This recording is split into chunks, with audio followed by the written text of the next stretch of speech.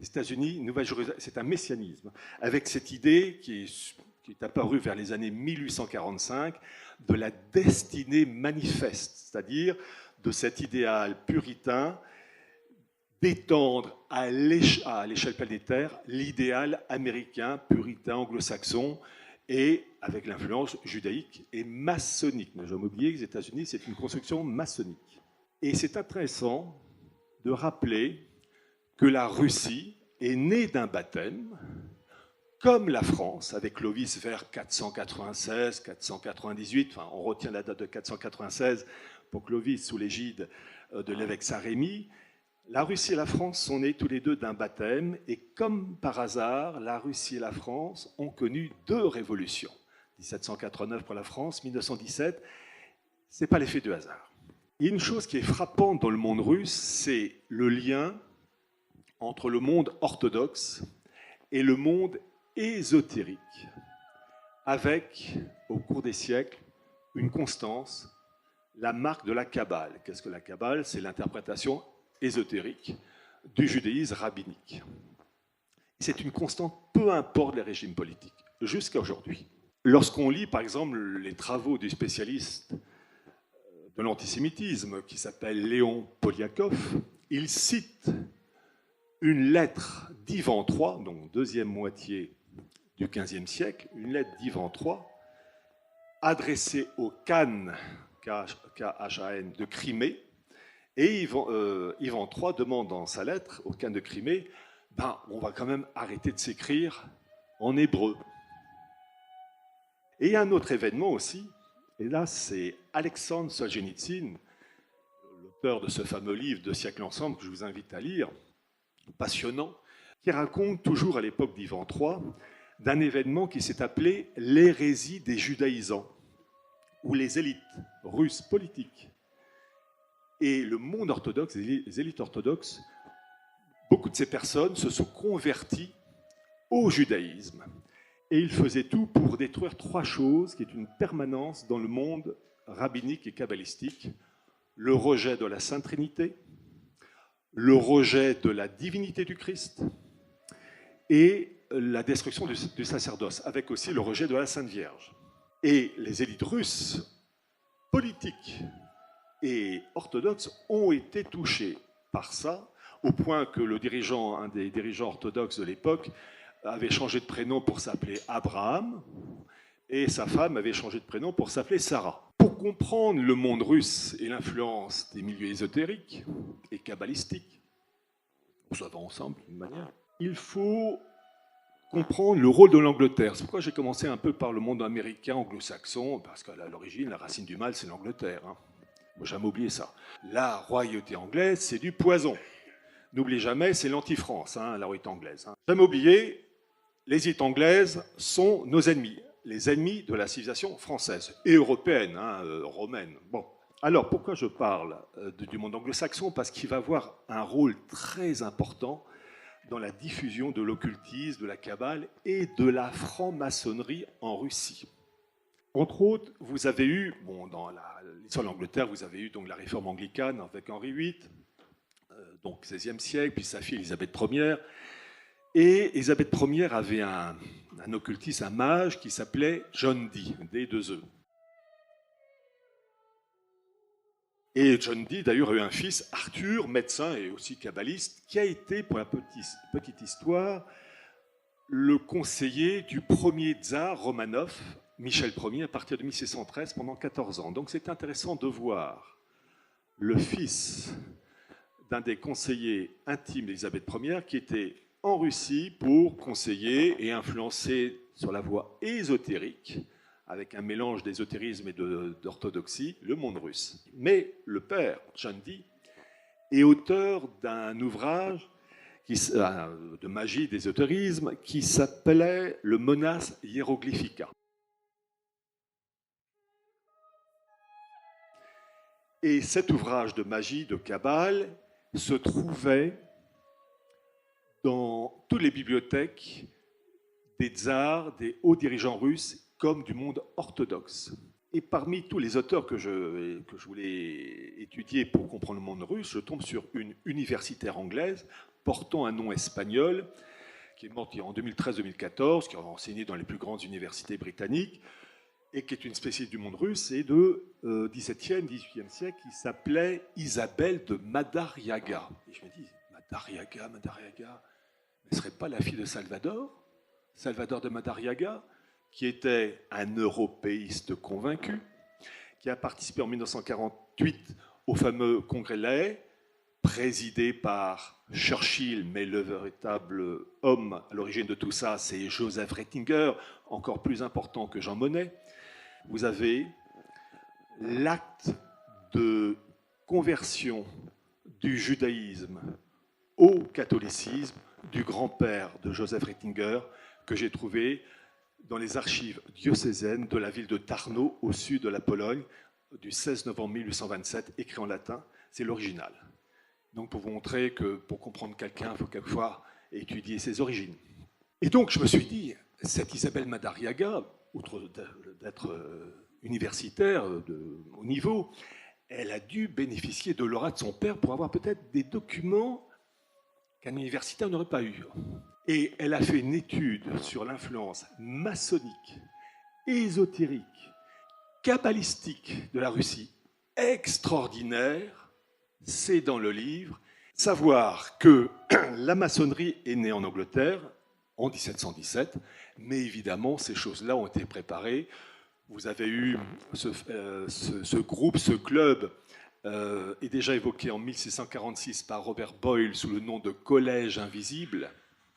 Et puis, vous avez eu la création de la Royal Society en 1660, qui a enfanté ensuite la maçonnerie en 1717 en Angleterre, et puis ensuite qui s'est diffusée. Petite remarque, le tsar Pierre le Grand a fait une grande virée en Europe, Prusse, Pays-Bas, mais aussi Angleterre, 1697-1698. Et il est allé en Angleterre, il a visité l'université d'Oxford, donc il a pu rencontrer ces gens de la Royal Society, et il a rencontré aussi Isaac Newton, qui allait devenir quelques années plus tard le patron de la Royal Society. Et quand il est rentré en Russie, Pierre le Grand, il est rentré en Russie avec quelques Anglais de cette mouvance. C'est ça qui a permis de diffuser le poison maçonnique et tout ce qui va avec Kabbale. Petit rappel, la maçonnerie obéit à 3 critères. Le naturalisme, c'est-à-dire qu'il n'y a pas de religion révélée. Il n'existe pas pour les maçons, alors je sais que je m'adresse à un public aux idées variées, mais je fais vraiment le mode d'emploi. Après, on aime, on n'aime pas. Il y a dans la maçonnerie le rejet donc d'une religion révélée, dans ce sens qu'il n'y a pas eu de fils de Dieu incarné, comme c'est le cas dans le christianisme. Surtout pas de fils de Dieu incarné. Ça, c'est une horreur à combattre. Deuxième point, le nominalisme, c'est-à-dire que pour la maçonnerie, il n'y a pas de vérité.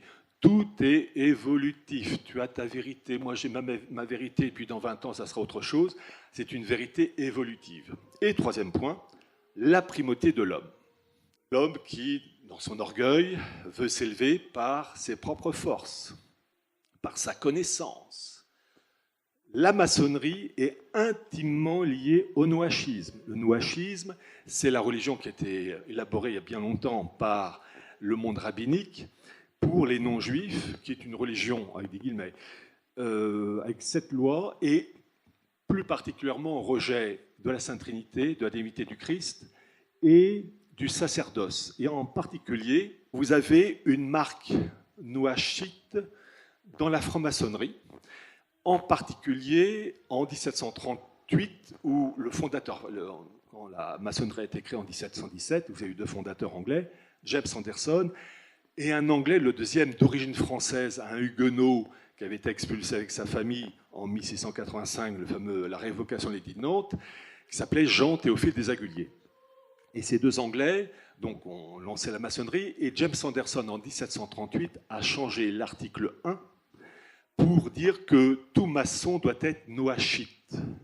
Donc vous avez vraiment l'introduction du noachisme venant du monde rabbinique dans la maçonnerie, et en particulier dans le rite écossais ancien accepté. Vous avez le 21e degré maçonnique, noachite ou chevalier prussien. Donc pour vous dire que maçonnerie, noachisme avec en arrière-fond le monde rabbinique, c'est un mariage parfait. Cette maçonnerie va se développer en Russie. La première trace maçonnique, c'est un Anglais qui s'appelait John Phillips, qui va créer la première loge maçonnique en Russie en 1731. Mais le véritable enracinement de la maçonnerie en Russie, ce sont les Anglais, vers les années 1740. Et là, écoutez bien, vers les années 1740, la maçonnerie est vraiment enracinée en Russie.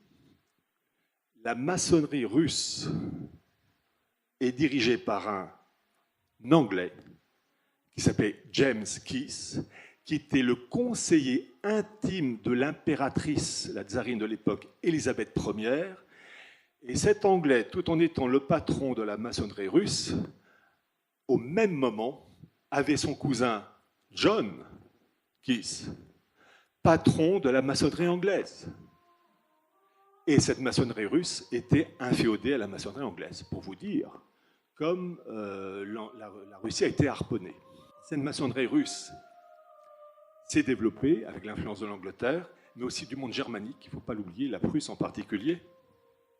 Et vous avez eu, en particulier en 1782, un événement maçonnique extraordinaire qui est le convent maçonnique de Wilhelmsbad, où les élites françaises, maçonniques françaises, autrichiennes, germaniques, italiennes, etc., ont participé à ce convent maçonnique.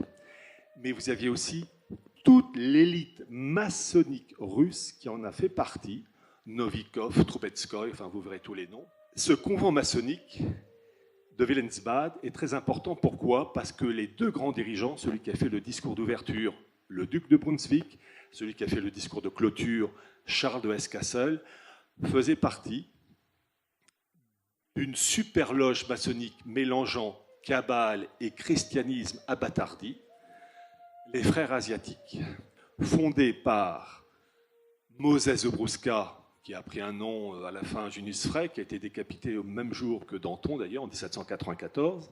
Et ce Moses Zebrouska, Junius Frey, c'était son pseudo, était le petit cousin d'un mouvement messianique très important, Jacob Frank. Des universitaires juifs américains, en 1982, ont découvert la doctrine franquiste, écrite en hébreu, de la part de Jacob Frank. Car ce convent de Wilhelmsbad était lié à toute cette mouvance. Charles de Hesse-Kassel avait un frère, Guillaume de Hesse-Kassel, qui était la plus grande fortune germanique au XVIIIe siècle, dont le trésorier s'appelait Mayer Amschel Rothschild. Et petite information, à titre personnel, j'ai la chance d'avoir les mémoires de Charles de Hesse-Kassel, précise qu'en 1782, il a appris qu'une révolution était en voie de préparation en France, 7 ans avant la date. Pour vous dire que là, le mot complot, là, il est valable. Vous avez une personne qui va jouer un grand rôle dans l'ésotérisme russe. Son nom d'épouse, c'est Elena Blavatsky, 1831-1891. Elena Blavatsky avait une sœur qui elle, restait, qui était théosophe. Donc c'est un mélange d'occultisme, d'influence tibétaine, bouddhiste, avec le swastika. Et donc c'était cet emblème, Sénestrogir, qui était l'emblème de la société théosophique.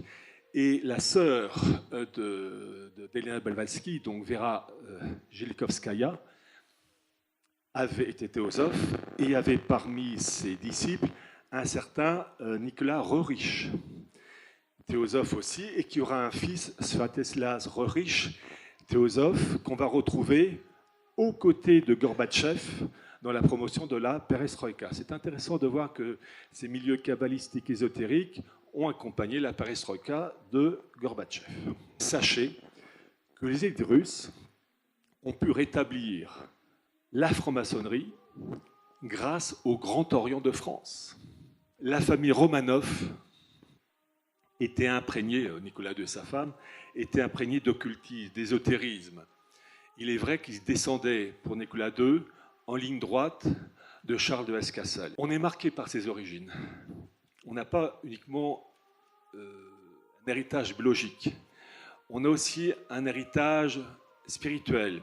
Et quand on a eu des ancêtres qui ont pataugé dans l'occultisme, tout ce qui va avec, Kabbale et compagnie, eh bien, cela se transmet. Et la famille Romanov, le couple impérial, était marqué par ça, puisque Nicolas II descendait de déesse Cassel, et sa femme, Alexandra Feodorovna, descendait d'une autre branche occultiste, d'une famille germanique qui était les Hesse Darmstadt, qui aussi avaient plongé dans l'occultisme, d'où leur comportement étrange, en particulier à l'égard de Raspoutine, qui maniait avec allégresse des valeurs chrétiennes, je mets des guillemets, avec des rituels sexuels. Et ça va de pair avec le messianisme de Jacob Frank.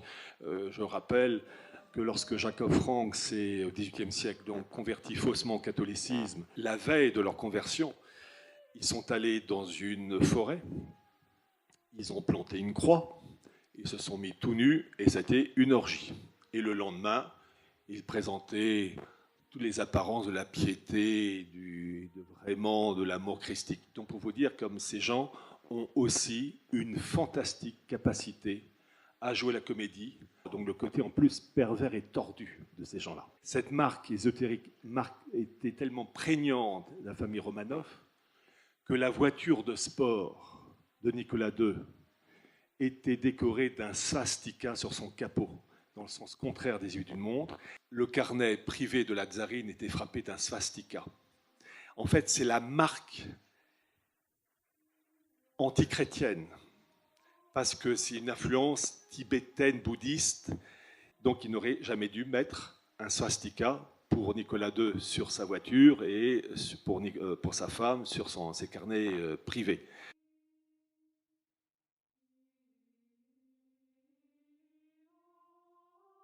Et je vais vous donner un extrait des écrits de Dostoïevski, son livre Les démons. Un peuple vraiment grand ne se contentera jamais d'un rôle secondaire dans l'humanité, ni même d'un rôle de premier plan. Ce qu'il lui faut, c'est la toute première place, le rôle unique. Donc il y a parmi ces élites russes une vision messianique à l'échelle planétaire qui rentre en conflit avec un autre messianisme, c'est ce que je vous ai dit, le messianisme américain de cette destinée manifeste. La théurgie, c'est l'évocation des esprits. Alors, vous avez deux mots, théurgie et goétie. La théurgie, c'est l'évocation des esprits, des bons esprits. La goétie, c'est l'évocation des mauvais esprits. Il faut rejeter l'un comme l'autre. Il n'y a pas de bons esprits, il n'y a que des mauvais esprits. Évoquer les esprits, c'est évoquer les esprits de l'enfer. Et on ne plaisante pas avec ça. Il y a dans la volonté de ces gens-là un idéal, grâce à une science, de rétablir une sorte de renaissance du genre humain. C'est une forme de folie, mais enfin bon, bref. Il est intéressant de voir que Elon Musk, partisan du transhumanisme et des implants dans le crâne, vous êtes au courant, voilà. Il faut savoir que Elon Musk se réfère à Sokolsky comme Poutine.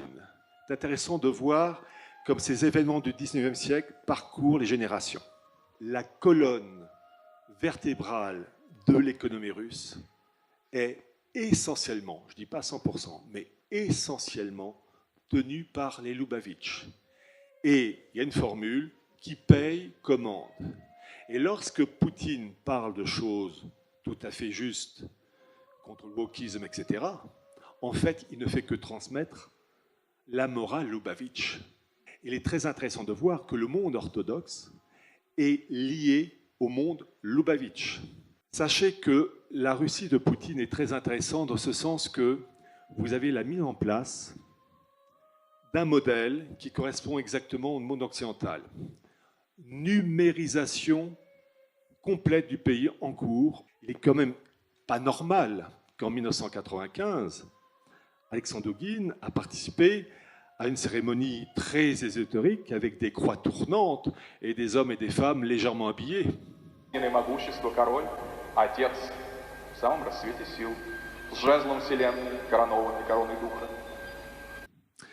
et tout en récitant du Aleister Crowley.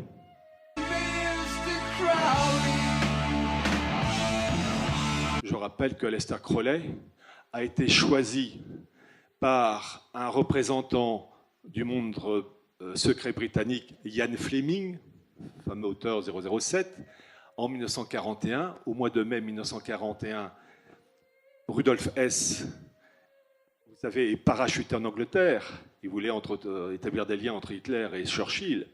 Et c'est Ian Fleming qui, pour le premier interrogatoire de Rudolf Hess, va choisir Crowley. Même le lever de la victoire de Churchill, c'est Crowley qui lui a soufflé ça.